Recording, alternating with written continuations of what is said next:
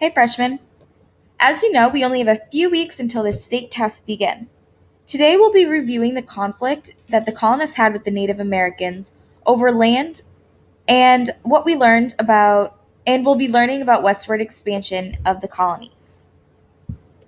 First, let's review some old vocabulary terms from earlier this year.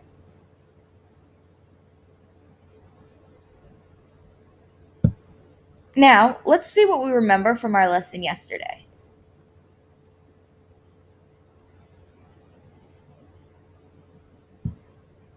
Here are our key ideas and vocabulary words for today.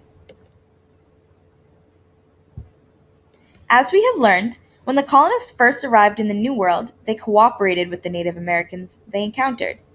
They traded goods with the Native Americans, especially giving them weapons in exchange for furs.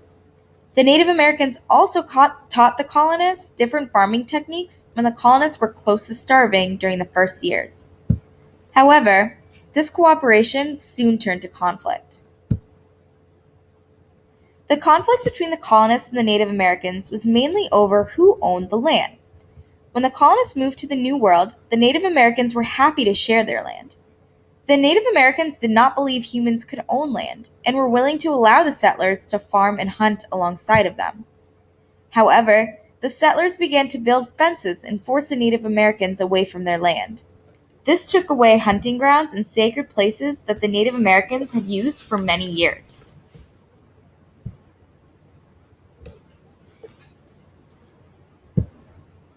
This conflict over land soon led to violent altercations, such as the French and Indian War and the King Philip's War. In the French and Indian War, the French and English colonists fought over the Ohio River Valley. Both groups were helped by different Native American tribes, who allied themselves with the settlers they believed would help them get their lands back.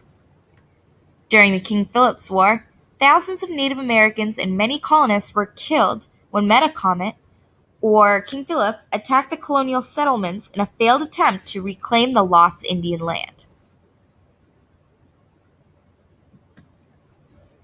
After King Philip's War, Native Americans were forced out of New England and further west. However, as more settlers populated the New World, the further west the colonies expanded.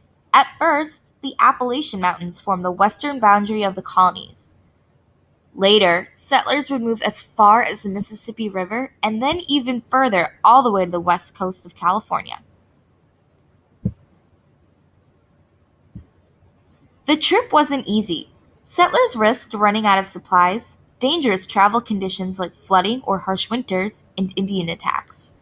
However, the frontier offered cheap farmland and the promise of wealth and independence for those who were willing to risk the trip. More bloody conflicts would erupt well into the 1800s as settlers and Native Americans battled for control of land. Go ahead and take this time to draw a picture that will help you remember what you learned today.